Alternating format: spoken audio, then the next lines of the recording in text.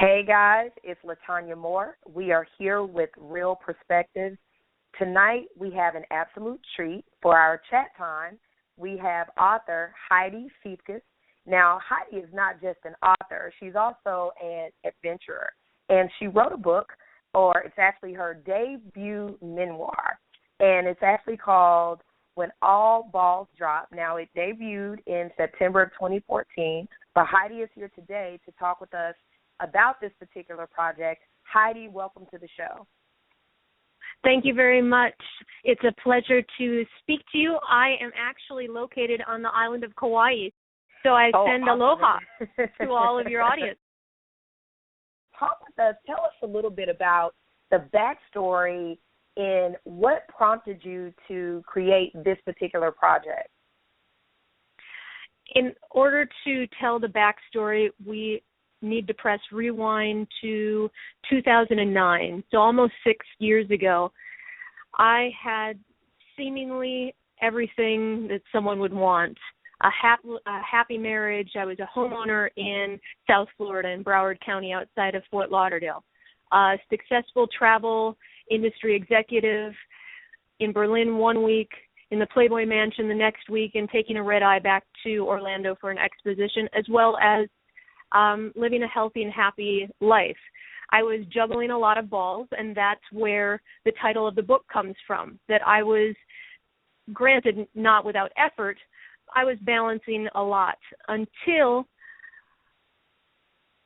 on one of my travels, I had a forced pause.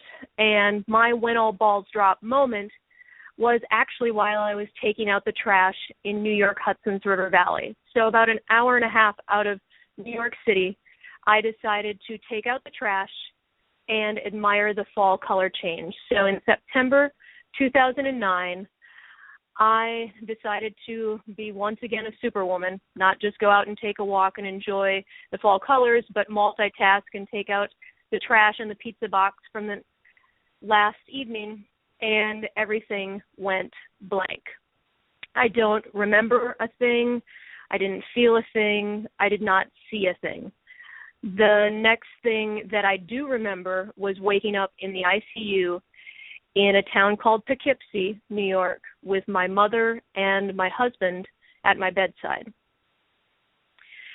Now, most people can't fathom what occurred, and nor could I when my mother and my husband pieces of my own story together for me.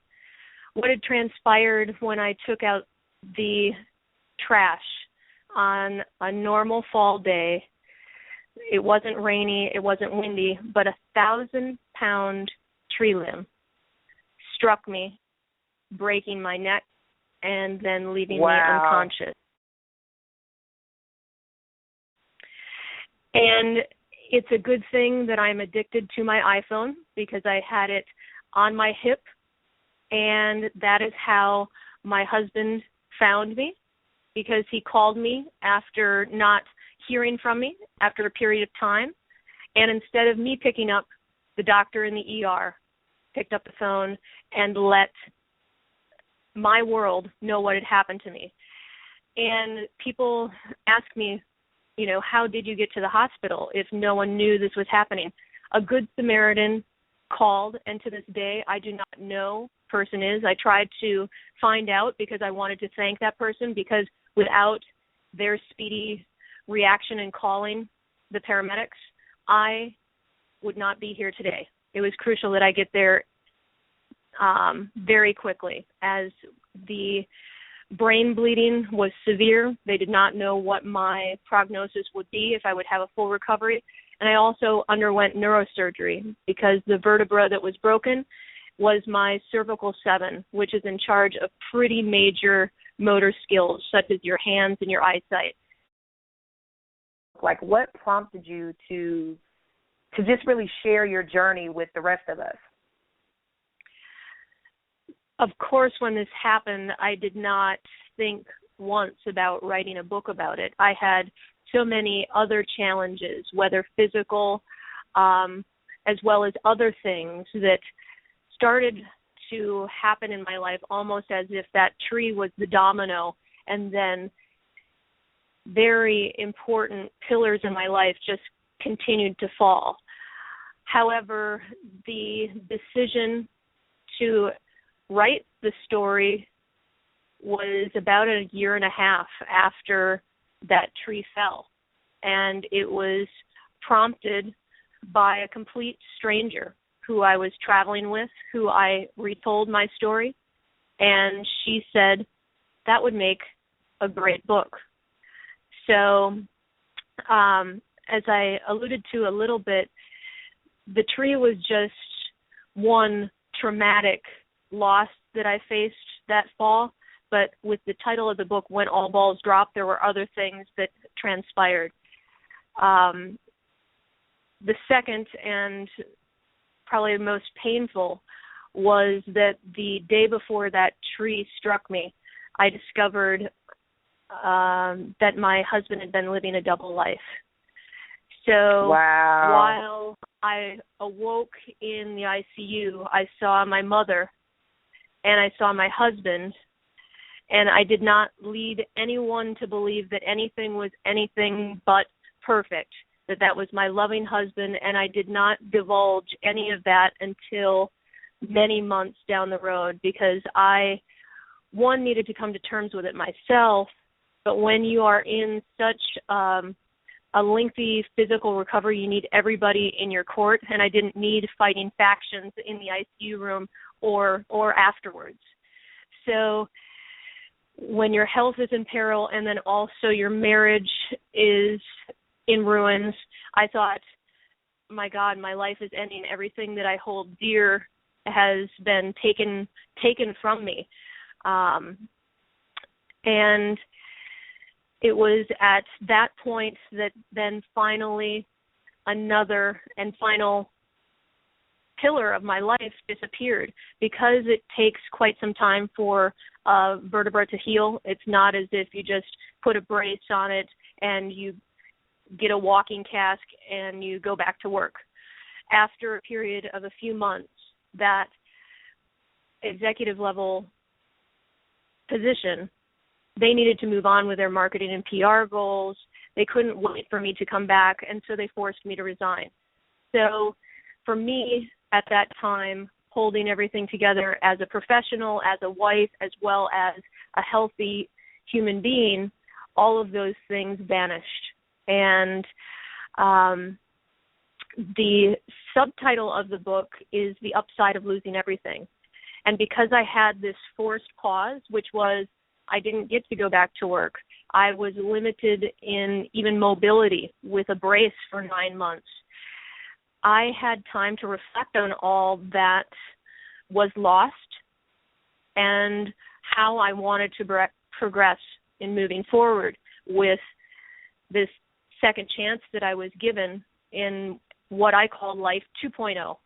So the upside for me was the ability to create Life 2.0 in a happier and healthier way than even that picture-perfect life 6 years ago. Those who have read your book have to be touched. What type of feedback have you been receiving regarding this particular book? Because it deals with health scare as well as a relationship gone wrong, and then losing an identity, whether it's a professional identity or other, it seems to be very relatable. Everyone has felt one of those losses in their life. The reviews that come across my computer or that I get even in person, each and every day, they reinforce the reason why I share this story. Some people have told me that because I was able to pass my pain, the deceit, the loss, that they can too get through their personal journey and persevere. There have been people that are currently going through post-traumatic stress disorder, and they said that my story has helped them see their situation in a different light. people that are afraid to perhaps start a new career or take a dramatic change in course. They find some inspiration and hope in my story. And above all, they said, you did it in a way that I could easily read it. Many people have said, I'm not really a typical reader. The last time I really read a lot was in college. Now I don't have time. I'm busy with children, with a career, and I just want to relax. And they said because it's written in such short vignettes with just a little bit of humor at the end of each, they couldn't set it down. So it's humbling to hear feedback like that. And because of it, I decided to continue to tell my story with another book.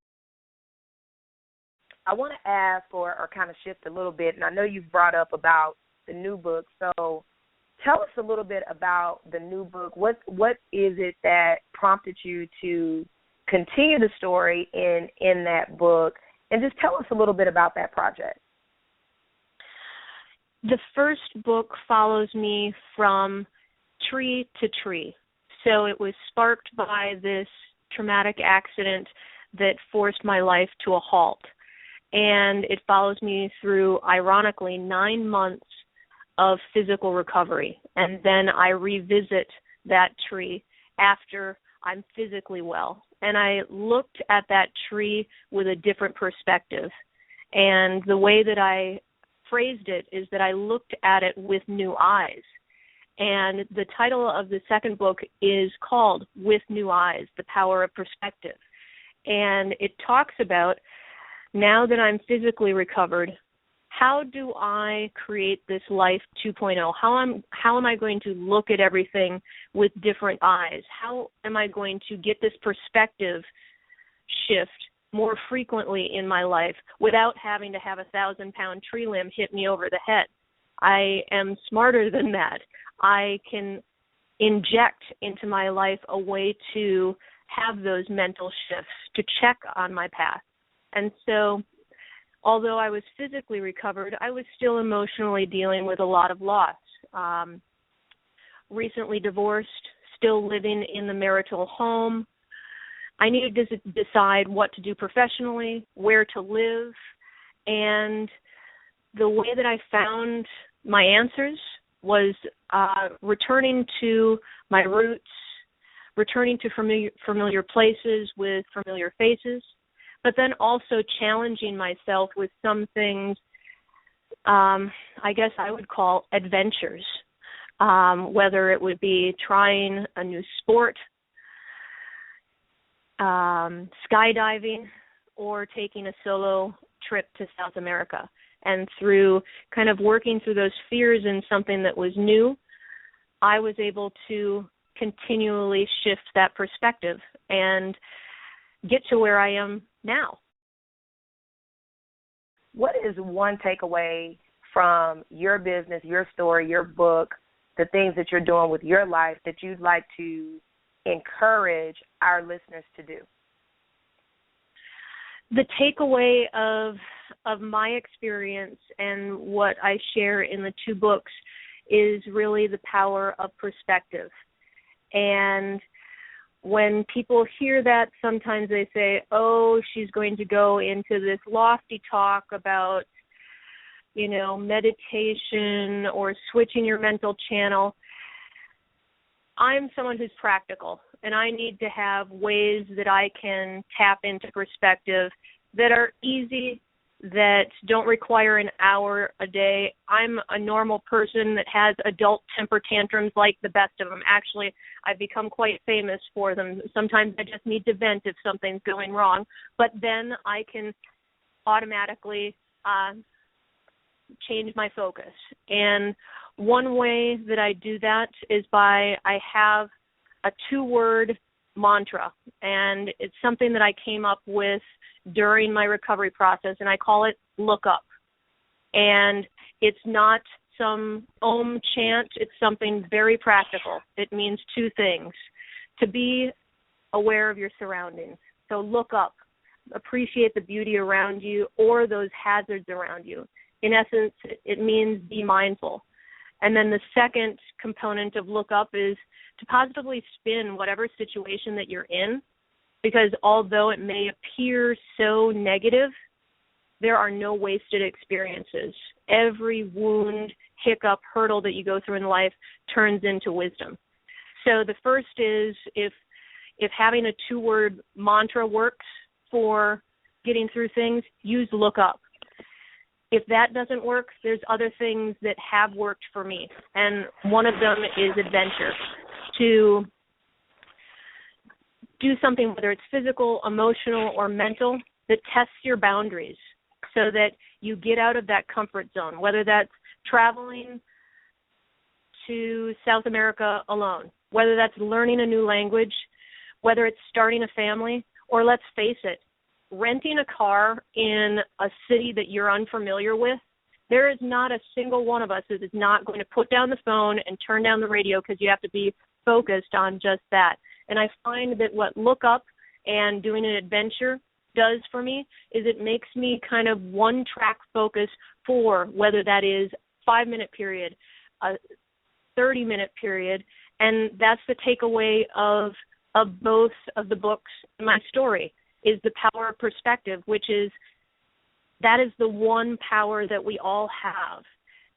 We don't have control over our DNA or the mood of the people around us, and certainly not the security at TSA in an airport. But we do have the power to reframe any situation into something positive or a learning experience or the flip side. So share with our listeners how they can find out more about you, follow your project, so that they can know everything that's going on with Heidi. You can find everything that you need to know about my story, my books, and even the movie that is coming out about the first book, When All Balls Drop, on my website, which is my name, Heidi, Heidi, Siefkas, SIEFKAS.com. And there you can sign up to receive a free excerpt from the first book and even a pre-release excerpt for the second book, and then tap into all of my social media, whether that's Facebook, YouTube, Twitter, you name it.